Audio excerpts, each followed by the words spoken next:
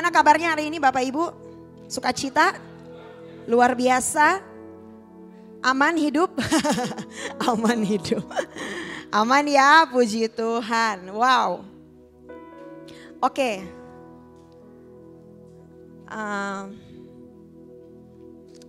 Bapak Ibu, siapa di sini yang percaya bahwa saudara dan saya diciptakan dengan satu tujuan Tuhan yang besar dan mulia? Amin. Siapa yang percaya? Angkat tangan tinggi-tinggi. Masih ragu? Gak yakin sih ya. Kayaknya potongan kayak gini bisa gak ya dipakai Tuhan? Nah, gitu ya. Kadang-kadang kita suka gak yakin gitu. Apalagi kalau mungkin saudara yang berasal dari latar belakang keluarga yang buat sebagian besar orang melihat broken home. Kayaknya tuh ngelihat Bapak Ibu kalau lagi ngelihat di kaca kayak gak pede, mungkin gak ya Tuhan pakai saya dengan latar belakang seperti ini. Saya udah jatuh dalam dosa yang begitu dalam, masih bisa gak ya Tuhan pakai saya? Masih bisa gak ya saya beritakan tentang dia? Orang masih mau denger saya gak ya? Gitu ya. Atau mungkin kadang-kadang Bapak Ibu, saya kayaknya gak gitu pinter.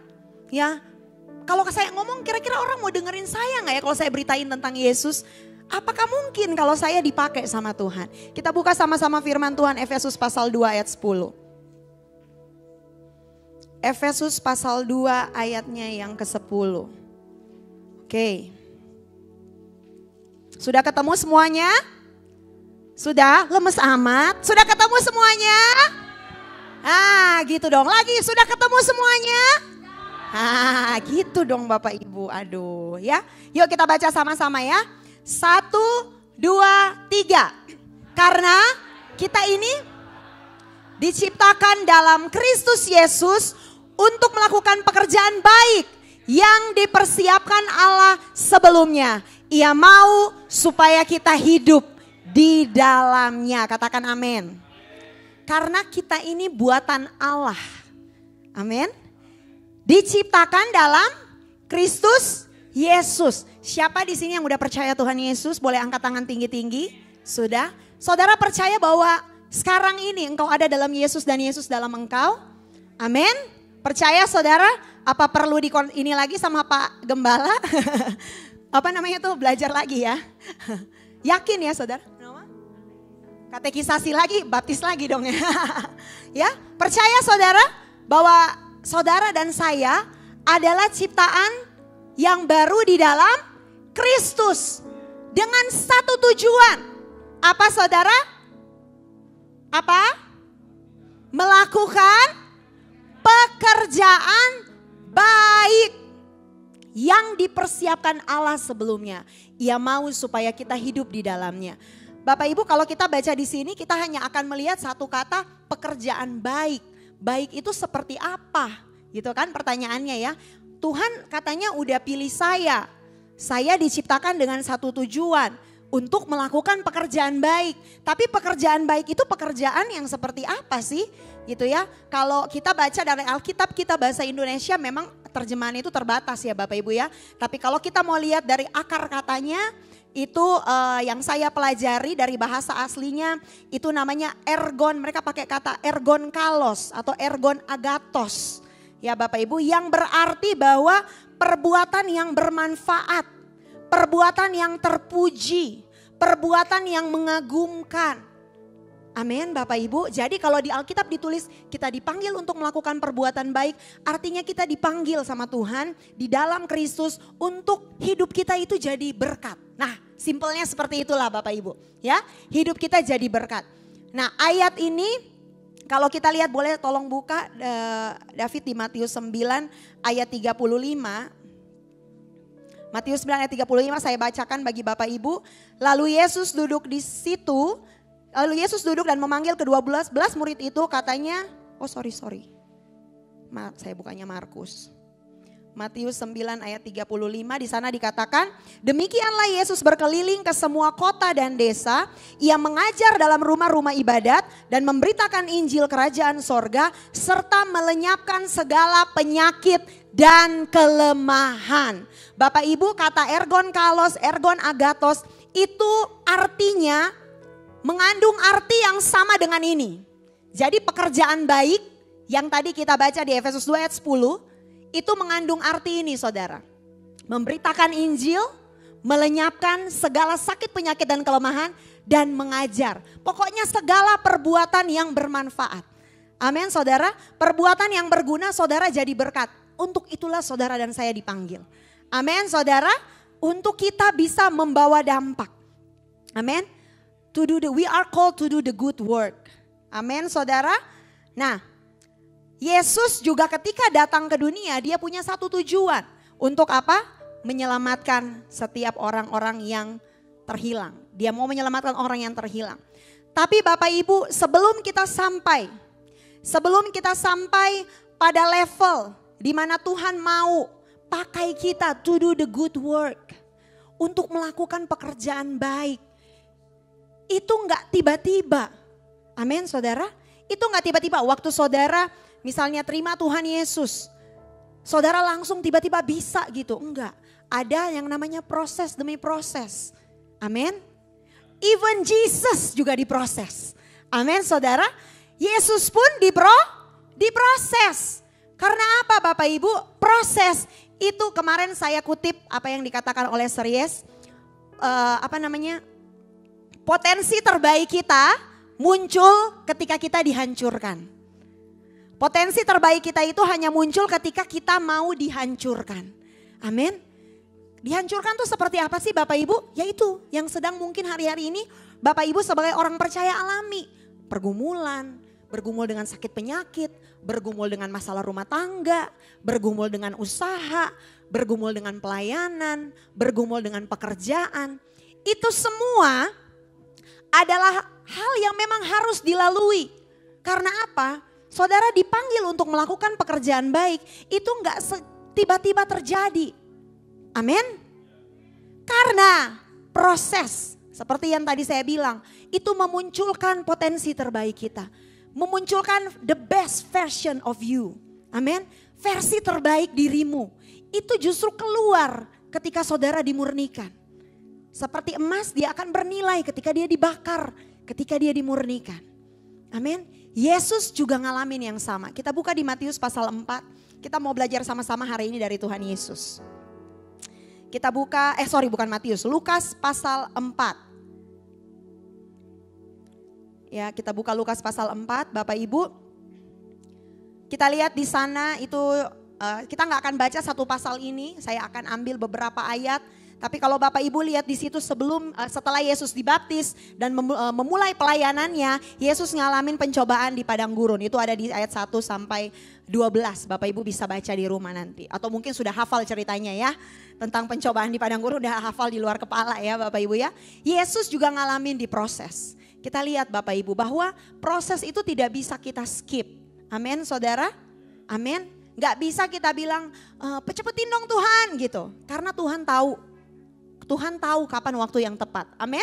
Nah, Yesus juga ngalamin di proses. Kita akan belajar sama-sama hari ini Bapak Ibu. Yesus dicobai di padang gurun dan dia menang. Lalu Yesus memulai. Nah, setelah pencobaan di padang gurun, Yesus turun dan dia memulai pekerjaan baiknya tadi.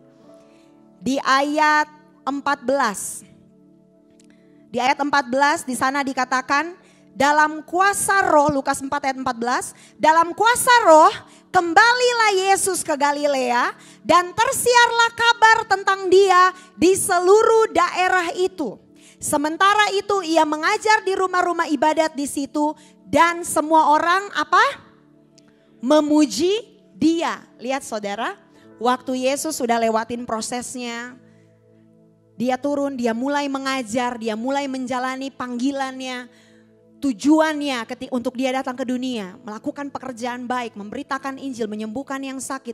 Semua orang udah mulai dengar tentang Yesus, tersiar kabar. Wah, Yesus menyembuhkan.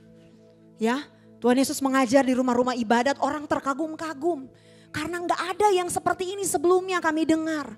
Orang yang begitu berhikmat, penuh dengan kebijaksanaan, kata-katanya tuh beda. ada satu ayat yang menuliskan bahwa berbeda dengan ahli-ahli Taurat yang selama ini mengajar mereka. Sampai orang-orang itu begitu terkagum-kagumnya sama Yesus.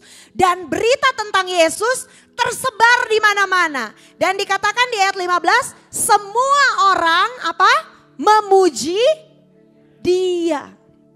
Nah, ini yang kita mau belajar Bapak Ibu. Kita mau belajar sama-sama. Semua orang memuji Dia.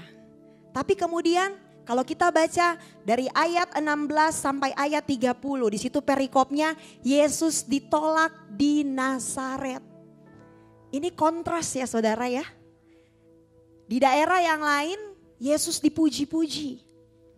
Semua orang memuji Yesus atas setiap pekerjaan baik yang Dia lakukan. Tapi ketika Dia datang ke kota masa kecilnya di Nazaret, apa yang terjadi di sana Bapak Ibu? Saya baca Bapak Ibu di ayat 28, Lukas 4 ayat 28. Mendengar itu sangat marahlah semua orang yang di rumah ibadat itu. Mereka bangun lalu menghalau Yesus keluar kota dan membawa Dia ke tebing gunung tempat kota itu terletak. Untuk melemparkan Dia dari tebing itu. Tetapi Ia berjalan lewat dari tengah-tengah mereka lalu pergi. Saya mau mengajak Bapak Ibu untuk melihat di sini. Ini butuh konsentrasi Bapak Ibu. Jadi tolong jangan ngantuk ya. Yang lihat kiri kanannya udah mulai ngantuk, senggol dong, bilang bangun. Nah, gitu ya. Bangun. Nah, kalau perlu ambil air diinin dulu gitu ya. Ya Bapak Ibu ya. Nah, jadi ini sesuatu yang kontras. Di tempat lain Yesus diterima, Dia dipuji atas setiap perbuatan baik yang Dia lakukan. Tapi di kota asalnya sendiri, semua menolak Dia. Menurut saudara yang Yesus lakukan di daerah Galilea sama di Nazaret sama nggak? Sama ya. Tapi respon dari dua tempat ini beda nggak? Beda. Ada yang memuji, ada yang menolak. Ternyata Bapak Ibu, hari ini kita mau belajar bahwa sekalipun kita melakukan pekerjaan baik dengan satu tujuan yang baik, akan ada satu waktu di mana ternyata tidak semua orang itu bisa sependapat sama kita. Ya, sekalipun saudara punya maksudnya baik, sekalipun saudara mau melakukan pekerjaan baik, saudara memberitakan Injil, saudara menyembuhkan orang sakit, saudara menyampaikan nubuatan, saudara kasih kekuatan buat orang, saudara melayani dengan segenap hati, saudara lakukan the best that you can do. But sometimes ternyata gak semua orang bisa menerima itu saudara. Amin. Ada yang bisa menerima, ada yang enggak. Ada ya yang memuji saudara mungkin, tapi ada juga yang mencemooh. Betul? Ngalamin ya saudara ya? Banget tau.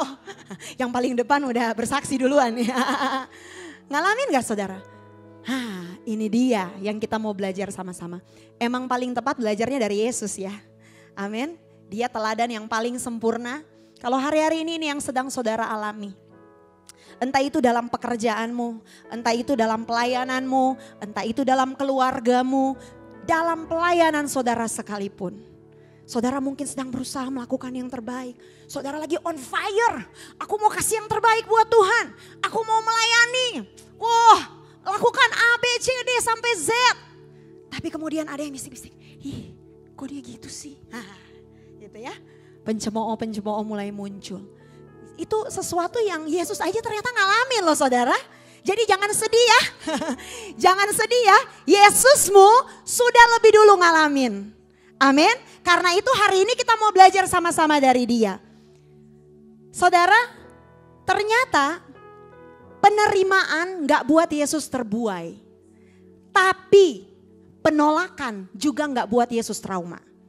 Amin. Nah ini saudara, garis bawahi ini. Penerimaan orang-orang atas pekerjaan baik yang Yesus lakukan gak buat Yesus terbuai. Tapi penolakan juga gak buat Yesus berhenti trauma. Hari ini kita mau belajar apa sih respon Yesus. Mungkin ini yang lagi saya alami nih. Saya merasa saya lagi udah melakukan yang terbaik. Tapi ternyata responnya gak semuanya positif. Ada orang yang justru mencela. Ada orang yang justru menerima dengan negatif, ada orang yang justru menyalahartikan dan salah mengerti gitu ya, disalah mengerti yang saya lakukan. Misalnya seperti itu ya saudara ya. Mungkin ini sedang saudara alami. Kita mau belajar dari Yesus hari ini. Karena gini saudara, this human thing ya, saya katakan ini human, masalah orang, masalah manusia.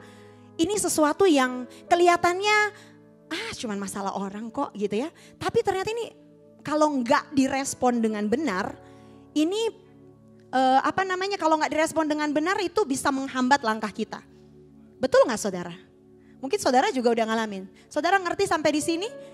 Masalah dengan orang ini, baik itu yang menerima maupun yang menolak, kalau kita nggak merespon dengan benar, itu bisa berpotensi menghambat langkah kita untuk melakukan pekerjaan baik, untuk menunaikan panggilan Tuhan atas hidup kita. Maksudnya gimana? Ada banyak mungkin saudara temui orang-orang yang kecewa dengan gereja.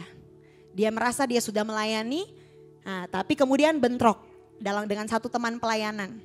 Ya, makanya firman Tuhan bilang, besi menajamkan besi, manusia menajamkan sesamanya. Saudara, itu nggak bisa dihindari selama masih saudara hidup di dunia. Saudara akan ketemu orang, baik itu yang dukung saudara maupun itu yang mau mencoba menjatuhkan saudara. Itu hal-hal yang nggak bisa engkau hindari. Tapi responmu penting. Amin. Respon yang benar penting. Karena kalau saudara salah merespon, saudara merespon dengan tidak tepat, itu akan menghentikan langkah saudara. Ada banyak kan saudara ya, orang-orang yang akhirnya kecewa keluar dari pelayanan yang tadinya on fire melayani. Semangat melayani. Tapi bentrok dengan teman satu pelayanan. Kemudian oke, saya mau tinggalin pelayanan. Atau mungkin bentrok dengan pemimpin ataupun dan sebagainya. Akhirnya udah gak mau melayani lagi. Kecewa. Ya, kecewa karena kemarin juga ada seseorang, ya saya nggak sebut namanya, tapi sebenarnya walaupun dia sudah ada di masa lalu ya saudara, tapi sebenarnya di hati saya tuh sedih ya, karena ada seorang teman Peter yang cerita, ini anak muda yang saya kenal dulu bareng-bareng pelayanan sama kita, tapi sekarang jadi teman Peter ini ngajakin dia ke gereja, tapi dia ngomong gini, udah males kok yang kayak begitu-begituan katanya. Ya, gereja-gerejaan katanya ya. Nggak mau kok gereja-gerejaan. Kalau party oke, kata dia. Ya, kata dia gitu. Kalau party oke, kalau gereja-gerejaan nggak mau. Ya saudara ya, saya sedih saudara ngelihat kayak gitu. Artinya kan berarti sebenarnya kan tadinya anak ini orang yang melayani Tuhan ya. Tapi mungkin karena satu dan lain hal, saya nggak ngerti kenapa, karena saya juga udah lama nggak ketemu. Kemudian hari ini dia ada di posisi yang seperti itu. Sedih ya saudara ya, memulai dengan roh tapi kalau harus mengakhiri dengan daging itu sangat disayangkan. Saya berdoa semua yang ada di tempat ini, orang-orang yang memulai dengan roh tapi finish strong juga dengan roh. Amin. Melakukan kehendak Tuhan, melakukan pekerjaan baik sampai akhir hidup saudara. Amin. Amin. Yang amin boleh kasih sekali lagi tepuk tangan buat Yesus Tuhan kita. Nah hari ini kita belajar, apa sih respon Yesus saudara? Apa respon Tuhan Yesus ketika dia ngalamin dua kondisi ini? Kita belajar, yang pertama yang sudah tadi saya katakan, Yesus tidak Yesus tidak terbuai, Yesus tidak trauma dengan penolakan. Ya, saudara bayangin ya, Yesus itu kan Nazaret itu kota masa kecilnya ya, kota masa kecil kota masa kecilnya Tuhan Yesus. Mungkin yang menolak Yesus hari itu, yang mendorong Yesus sampai ke dekat tebing, hendak mendorong Yesus, bisa jadi ada teman-teman masa kecilnya. Ya saudara, bisa jadi teman main gundu. Bukan gundu, kayaknya zaman dulu gak ada gundu kali ya. Ya, bisa jadi itu teman masa kecil. Mungkin orang-orang deket yang dulu bareng-bareng sama Yesus, gedenya bareng saudara. Sama-sama ikut sekolah minggu di sinagog ya. Nah, zaman Tuhan Yesus masih kecil, sama-sama belajar firman, bareng sama Tuhan Yesus, tumbuh bersama gitu ya. Tapi kemudian waktu Yesus balik ke kotanya, ternyata orang-orang ini justru yang nolak dia. Bahkan mau dorong Yesus sampai ke dekat tebing mau jatuhin dia. Kira-kira ini menyakitkan gak saudara? Wah mami, sangat katanya.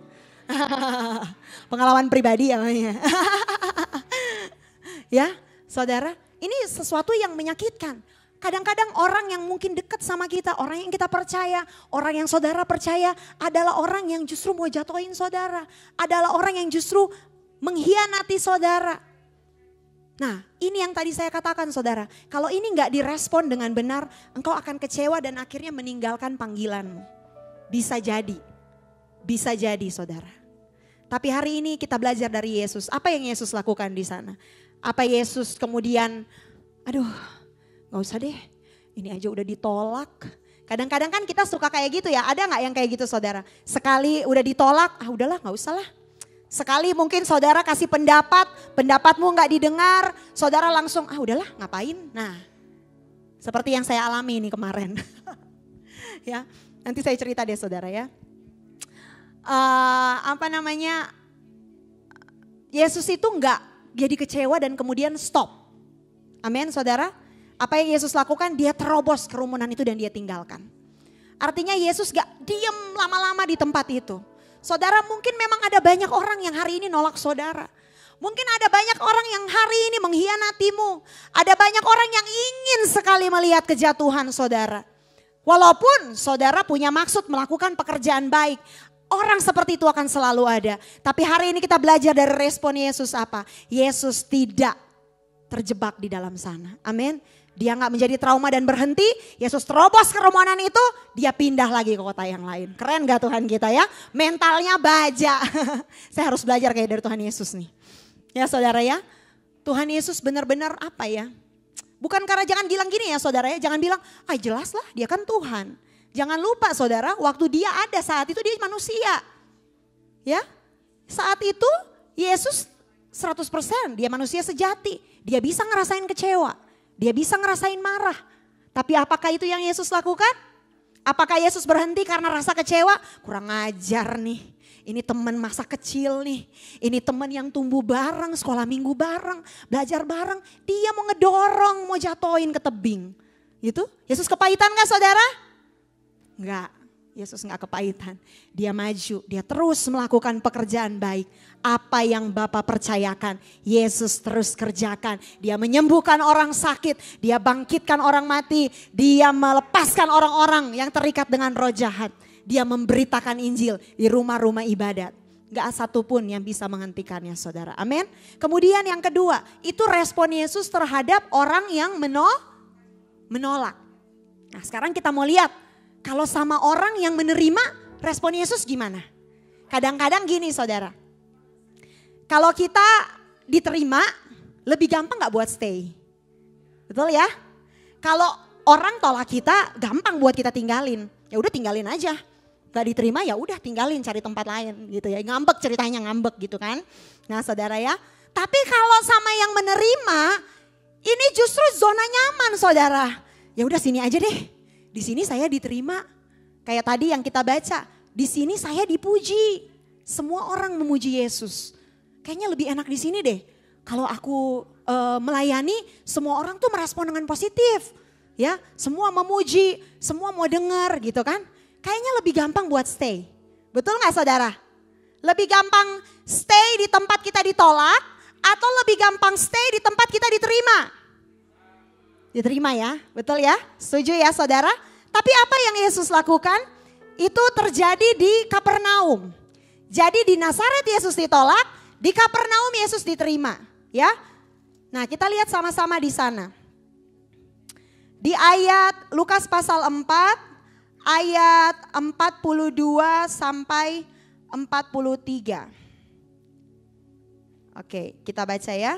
Lukas pasal 4 ayat 42 sampai 43. Di sana dikatakan ketika hari siang Yesus berangkat dan pergi ke suatu tempat yang sunyi. Tetapi orang banyak mencari dia. Lalu menemukannya dan berusaha menahan dia. Supaya jangan meninggalkan mereka. Ini sebenarnya sesuatu yang kalau secara manusia ya udah sini aja ya. Semua pengen kehadiran saya. Semua pengen saya ada di sini. Ya udah saya di sini aja deh. Gitu ya. Tapi apa yang Yesus lakukan? Ayat 43. Tetapi ia berkata kepada mereka, juga di kota-kota lain aku harus memberitakan Injil kerajaan Allah. Sebab apa? Untuk itulah aku diutus. Ini yang saya katakan tadi saudara. Diterima Yesus gak terbuai, tapi ditolak gak membuat Yesus trauma. Amin saudara. Di tempat di mana Yesus ditolak, gak membuat Yesus menjadi kecewa dan berhenti dari pekerjaan baiknya. Tapi di tempat di mana Yesus diterima, itu gak membuat Yesus merasa nyaman. Tapi Yesus dikatakan di sana meninggalkan tempat itu. Yesus bilang, dia harus ke kota-kota yang lain. Saya gak cuma di sini, saya harus memberitakan Injil di tempat yang lain. Amin saudara. Jadi hari ini kita mau belajar sama-sama. Kadang-kadang yang paling susah itu keluar dari yang nyaman. Ya, kalau keluar dari tempat yang gak nyaman lebih gampang. Tapi keluar dari tempat yang gak nyaman, di tempat di mana saudara di tempat yang nyaman, di tempat di mana saudara diterima, itu yang lebih susah, gitu saudara. Ya, saya mau kesaksian sedikit, Bapak Ibu. Saya sempat baca ya khotbah saya tahun yang lalu. Saya lihat tanggalnya itu 16 September. Judulnya Great Capacity for Great Blessing. Saya nggak tahu ada Bapak Ibu yang ingat gak? Waktu itu saya bawakan firman ini tentang bagaimana seorang janda yang menyiapkan wadah. Ya, menyiapkan wadah ketika buli-buli itu buli-buli yang dia punya ya, minyak itu nggak berhenti. Saudara ingat cerita itu? Saya ingat ketika saya khotbah tentang itu, saya juga bersaksi bagaimana saya mulai menerima diri saya sebagai kepala sekolah. Ya saudara ya, karena saya pernah cerita di tempat ini bahwa sebelumnya saya itu hanya ditunjuk, dipercayakan dari yayasan untuk menjadi kepala sekolah, tapi hanya nama aja saudara. Maksudnya saya nggak punya hati di situ. Tapi hari itu ketika saya bagikan firman Tuhan itu, saya kesaksian bahwa saya mulai terpanggil. Mulai memilih memang dengan maunya saya untuk menjalani sebagai kepala sekolah ini. Dan puji Tuhan kemudian betul terjadi ya saudara, great capacity for great blessings. Ketika kita siap, Tuhan juga curahin berkatnya. Tiba-tiba kemudian HKB juga dapat dapat berkat gitu ya, bisa dibangun. Tapi ternyata berkat yang besar juga datang tantangan yang besar. Jadi HKB ini udah mau dimulai dibangun, rencananya tanggal 2 Oktober ini saudara ya. Mau mulai dihancurkan gitu dan mulai dibangun kembali. Tepuk tangan dong buat Tuhan Yesus kita. Dia baik, amin. Nah, tapi jujur aja Bapak Ibu. Ketika saya mulai deal ya. Mulai oke, saya mau jadi kepala sekolah. Jadi tahun lalu itu langkah pertama saya adalah mulai mau rapat di dinas. Karena sebelumnya selalu diwakilin Kiting lah, diwakilin Eria lah. Kalau zaman dulu kan Tante Lia ya, nanti diwakilin siapa lah gitu, karena saya nggak mau gitu Bapak Ibu. Tapi ketika saya mulai saya mau gitu ya Bapak Ibu, saya mulai ikut gitu rapat. Jadi saya pernah nanya, kalau nggak salah sama Rara deh, orang tuh bisa berubah nggak ya dari, ini intermezzo ya Bapak Ibu ya. Saya pernah nanya, orang bisa berubah nggak ya dari ekstrovert ke introvert. Terus ada Rara kalau nggak salah apa siapa gitu bilang bisa ya ternyata ya. Nah saya merasa tuh saya udah mulai menjadi introvert Bapak Ibu. Ya, jadi ketika harus ke dinas itu perjuangan sekuat tenaga. Ya Bapak Ibu ya, karena saya nih dulu ekstrovert tapi saya merasa saya udah mulai menjadi introvert. Jadi dengan remah-remah ekstrovert yang saya punya, dengan sisa-sisa ekstrovert yang saya punya, saya mencoba untuk ikut rapat ke dinas, ketemu orang baru, kenalan dengan orang baru. Kemudian ya gitulah Bapak Ibu ya. Perlahan-lahan saya coba.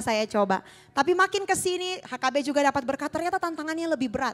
Sekarang kita masuk kurikulum merdeka, mau akreditasi gitu kan. Ternyata banyak sekali yang harus dipelajari. Wow, ya aduh Tuhan gitu ya. Harus belajar banyak gitu ternyata Bapak Ibu. Ya, kemudian bukan hanya itu Bapak Ibu. Saya pernah bilang sama mama, Mah, ini Lydia nih lagi bener-bener keluar sejauh-jauhnya dari zona nyaman Lydia mah. Karena saya pernah bilang sama mama, Mah, nah ini itu ya, saya pernah bilang, Mah boleh gak ya? Boleh gak Mah? Kalau Lydia tuh pengennya Mah ya, Lydia tuh cuman oke, jadi ibu rumah tangga, nanti Peter pelayanan nih, Peter pelayanan kemana Lydia temenin gitu ya. Maunya sih kayak gitu ya Bapak Ibu ya. Gak ada tanggung jawab mesti mikirin orang tua, anak, mesti mikirin akreditasi. Boleh gak kayak gitu ya? Kayak gitu tuh saudara ya. Tapi kemudian saya mikir-mikir lagi. Kalau Tuhan udah bawa di posisi ini ya gak mungkin Tuhan salah dong saudara. Amin. Gak mungkin Tuhan salah. Memang keluar sangat jauh dari zona nyaman saya saudara. Seperti yang saya katakan tadi, besi menajamkan besi, ketemu orang, kadang harus ada salah paham, ada ini yang harus diluruskan. Nah ini yang tadi saya bilang, this human thing, masalah orang ini itu paling menyita energi, betul gak saudara? Betul gak? Saudara lebih baik saudara kerja angkat barang atau saudara kerja kantoran daripada saudara harus menyelesaikan masalah yang berkaitan dengan orang. Benar gak? Itu paling menguras energi. Apa? Lebih baik urusin duit. Ya, saudara lebih gak capek saudara duduk di belakang komputer, saudara ngetik atau saudara ngitung stok, saudara pelayanan nari, nyanyi, singer, main musik. Ngitung duit lebih enak katanya. Ngurusin jam tangan. Ya, daripada ngurusin yang namanya orang. Betul nggak? Betul nggak saudara? Ya mungkin yang di sini yang udah jadi pemimpin ngerti kali ya. Ya saudara ya. Karena ya ini saya ngalamin khususnya 1 minggu ini. Dalam 1 minggu ini kalau nggak salah ada 3 masalah ya. Yang dibereskan ya saudara ya. Masalah dengan inilah, salah paham dan sebagainya gitu di sekolah. Sampai saya bilang kemarin ya ke salah satu mem coba lihat kayaknya rambut putih saya tambah banyak nih mem. Terus saya bilang bener juga kata si Peter ya. Waktu saya ulang tahun wishnya biar istrinya tambah muda katanya. Salah satu wish Peter biar kamu tambah muda katanya. Kayaknya dia udah punya feeling kayak istrinya. Ya mulai pusing gitu ya. Dan itu padahal cuman ketemu orang loh saudara. Cuman ketemu orang. Mau beresin masalah, tapi sampai rumah tuh saya langsung capek loh ternyata saudara. Ngurusin orang capek. Tadi saya sudah curhat tuh ya. Jadi saudara kalau kita nggak kuat di dalam Tuhan, kita Tuhan emang selalu mau bawa kita keluar dari zona nyaman kita. Karena tadi tujuannya untuk satu pekerjaan baik. Tapi kalau kita punya respon yang tepat, kita merespon dengan benar. Kita nggak akan terhenti. Amin saudara. Kita tidak akan terhenti tapi justru terus maju. Saya sedang belajar. Saya belum menang saudara dalam hal ini. Sedang belajar. Ya kita sama-sama belajar. Oke. Jadi itu yang pertama Bapak Ibu. Respon Yesus adalah Yesus nggak trauma dengan penolakan. Dia juga nggak terbuai dengan penerimaan di Kapernaum. Nah, Yesus nggak memilih diam di zona nyaman di tempat di mana dia diterima dan dipuji. Tapi Yesus pindah ke kota-kota lain, dia terus beritakan Injil. Nah kita mau belajar lagi Bapak Ibu. Apa sih yang bisa membuat Yesus seperti itu? Mau belajar? Amin? Mau belajar? Mau saudara? Kita mau belajar kok bisa sih Yesus bisa responnya benar kayak gitu. Saya mau belajar juga dong. Karena kalau respon kita salah, yang tadi saya katakan, kita bisa jadi kecewa, kita bisa berhenti, kita yang tadinya on fire, bisa jadi kita nanti akhirnya jadinya, ya udahlah nggak usah lagi deh, kecewa gitu saudara. Tapi kita mau belajar hari ini apa yang membuat Yesus bisa seperti itu. Di ayat Lukas 4 ayat 42, ketika hari siang, Yesus berangkat dan pergi ke suatu tempat yang sunyi. Saudara, kalau saudara sering baca di Alkitab, kalau Yesus lagi pergi ke tempat sunyi biasanya Yesus ngapain? Doa ya. Kalau Yesus lagi pergi ke tempat sunyi yang Yesus lakukan biasanya dia berdoa. Bahkan sebelum Yesus disalib di Taman Getsemani Yesus menyendiri dan dia berdoa. Saya percaya saudara Yesus capek. Betul gak saudara? Saudara yang mungkin pelayanan, saudara yang mungkin bekerja seharian kerja aja capek, betul gak? Apalagi Yesus seharian ngurusin orang. Yang tadi saya bilang Bapak Ibu ya. Kalau udah ngurusin manusia tuh menguras energi tubuh, jiwa, roh, hati. Semua tuh terkuras Bapak Ibu energi positifnya. Ya, Yesus ketemu orang gak cuma satu. Datang sama Yesus dengan berbagai macam problems. Ya, entah yang sakit lah, entah yang masalah kerasukan lah, entah yang masalah ini semuanya datang sama Yesus. Capek gak kira-kira Yesusnya saudara? Capek ya. Secara manusia saya rasa Yesus juga ada rasa hektik ya. Pusing gitu, burn out ya. Tapi apa yang Yesus lakukan? Yesus gak ngopi saudara. Gak nonton Netflix ya, itu kayaknya komputer ya. Dia ngopi dan nonton Netflix. Itu adalah cara healing termurah dan termudah. Ngopi dan Netflixan ya. Zaman dulu belum ada Netflix. Mungkin kalau dulu ada Starbucks, Yesus ngopi kali saudara. Ya, Yesus gak melakukan itu. Ketika Yesus sudah mulai lelah, ketika Yesus sudah mulai terkuras tenaganya, terkuras energinya. Apa yang Yesus lakukan adalah Yesus menyendiri ke tempat yang sunyi dan dia berdoa. Saudara, gak ada satu kekuatan lain selain daripada Tuhan. Kalau saudara hari-hari ini sedang letih, saudara hari-hari ini mungkin sedang mulai kecewa. Ketika engkau melakukan apa yang baik tapi engkau disalah mengerti, engkau difitnah, engkau dicemooh. Dan engkau mulai terpikir untuk ya udahlah tinggalin aja deh semuanya. Atau mungkin saudara mulai merasa oh udah nyaman di sini aja deh. Jangan sampai engkau salah respon, hari ini datang sama Tuhan. Amin. Gak ada kekuatan yang lain yang bisa saudara ngecas engkau. Saudara gak bisa dapat kekuatan yang lain selain datangnya dari Dia. Amin. Datang sama Tuhan dengan segala keletihan saudara. Firman Tuhan berkata, marilah kepadaku semua yang letih lesu dan berbeban berat. Aku Tuhan akan memberikan kelegaan kepadamu. Kalau hari ini jiwamu capek, hatimu capek, pikiranmu capek, burn out, stres. Jangan sampai engkau salah respon. Tapi datang sama Tuhan, ambil waktu. Hiding place ya, saudara datang ke tempat itu ke Tuhan. Di sana saudara curahkan semuanya, berdoa. Minta kekuatan yang baru dari Tuhan. Seperti handphone butuh dicas, kita juga perlu dicas. Amin saudara. Caranya gimana? Ya datang sama sumbernya. Sumber damai sejahtera, sumber kekuatan, sumber sukacita. Saudara udah mulai limit sukacitanya udah mulai mau habis nih. Ibarat token udah mulai bunyi ya. Nit gitu ya. Udah mulai habis, datang sama Tuhan. Minta dicas lagi. Amin. Amin. Itu yang pertama yang Yesus lakukan. Jadi hari ini kita belajar dari Yesus. Datang sama Dia, Dia sumber semua yang saudara perlukan untuk dapat melakukan pekerjaan yang baik. Dan yang kedua Bapak Ibu, apa sih respon Yesus yang kita mau belajar? Di situ dikatakan di ayat 43, tetapi Ia berkata kepada mereka, juga di kota-kota lain aku harus memberitakan Injil Kerajaan Allah, sebab untuk itulah aku diutus. Jadi yang Yesus lakukan saudara, di tempat di mana Dia ditolak maupun diterima, fokus Yesus bukan manusianya. Ini yang kedua, fokus Yesus bukan manusianya. Dia gak lihat entah itu yang terima, entah itu yang tolak. Itulah yang membuat kenapa Yesus become unstoppable. Amin. Itu yang membuat langkah Yesus gak pernah terhenti. Dia bahkan pindah ke kota-kota berikutnya. Dia terus beritakan Injil. Karena Yesus tidak pernah fokus sama manusianya. Fokus Yesus adalah pada, amin. Mami hebat, tepuk tangan dong. Ya. Melakukan. Fokus Yesus dikatakan di sana di ayat 43. Aku harus memberitakan Injil Kerajaan Allah sebab untuk itulah aku diutus. Jadi saudara kalau hari ini saudara lagi sebel sama orang.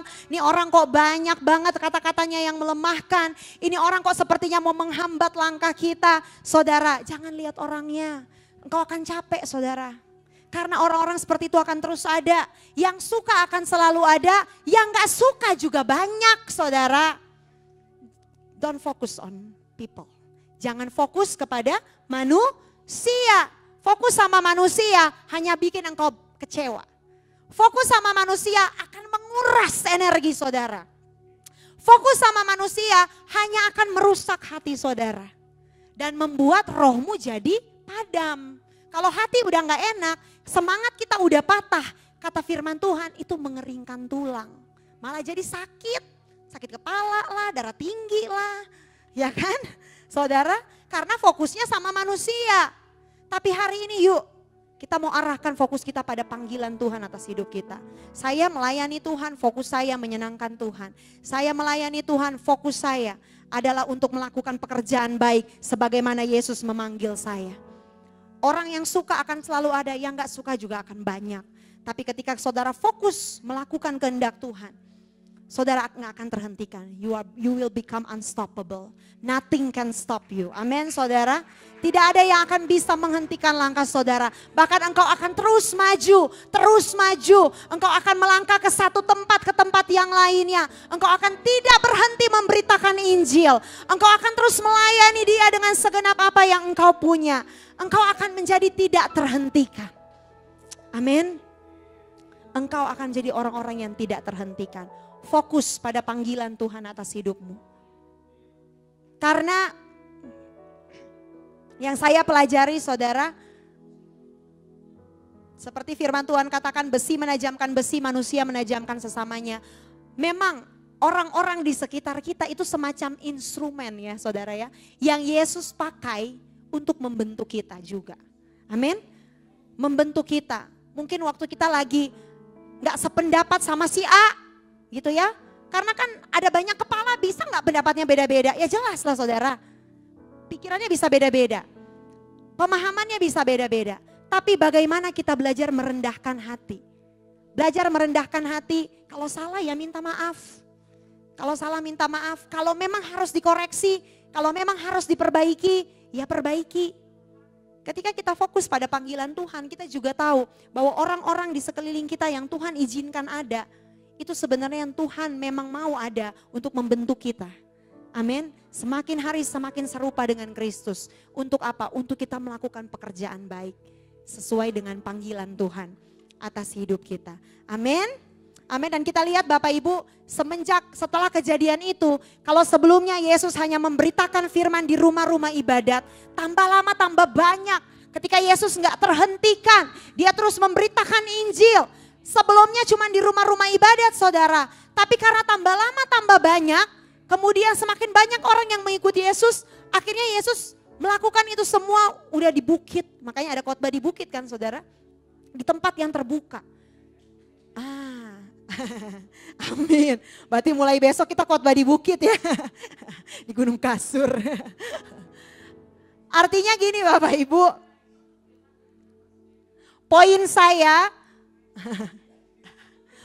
saya adalah ya fokus sama Yesus, kita menjadi tidak terhentikan. Kalau hari ini kita berhenti, mungkin kita hanya akan berhenti di satu tempat ini nih, 4 tembok gereja saudara. Tapi kalau saudara fokus pada panggilan Tuhan, engkau gak peduli dengan apapun manusia, baik itu yang menerima maupun itu yang menolak. Saudara, engkau akan terus dipakai Tuhan mengembang ke kanan dan ke kiri. Keluar dari tembok gereja. Mungkin tempat ini nanti udah gak muat lagi saudara. Karena Tuhan akan terus memakai saudara. Memberitakan Injil ke kota-kota, ke bangsa-bangsa. Sampai setiap lutut bertelut. Dan semua lidah mengaku bahwa Yesus adalah Tuhan. Amin. Saya berdoa pagi hari ini. Siapapun saudara, ingat. Apapun latar belakangmu, engkau di dalam Kristus punya panggilan yang sama, melakukan pekerjaan baik seperti yang Yesus lakukan. Amin saudara, seperti yang Yesus lakukan. Tapi jangan lupa bahwa akan ada waktu di mana engkau akan ketemu dengan orang-orang yang mungkin menerima, tapi juga ada juga yang menolak saudara. Tapi responmu penting, kita belajar dari Yesus hari ini. Yesus, dia tidak terbuai dengan penerimaan, tapi dia juga tidak trauma dengan penolakan. Yesus terus bergerak maju. Dia bergerak maju. Bisa aja Yesus merasa capek. Bisa aja Yesus merasa stres, burn out. Karena saat itu juga dia manusia saudara. Tapi Yesus selalu mengambil langkah yang terbaik. Dia mengambil datang ke tempat yang sunyi. Dia berdoa, recharge kembali. Datang sama Tuhan hari ini. Supaya engkau kembali di recharge. Supaya engkau kembali dibakar. Biar Tuhan kembali mengisi tangki-tangkimu yang mulai kosong. Tangki sukacitamu. Apimu yang mulai meredup. Tuhan bakar kembali. Datang sama Tuhan. Dia sumber segala sesuatu yang engkau perlukan. Amin saudara. Dan jangan berhenti. We are unstoppable. Amin. Tidak ada yang bisa menghentikan langkah kita selama fokusmu ada panggilan Tuhan atas hidupmu. Amin Bapak Ibu Saudara.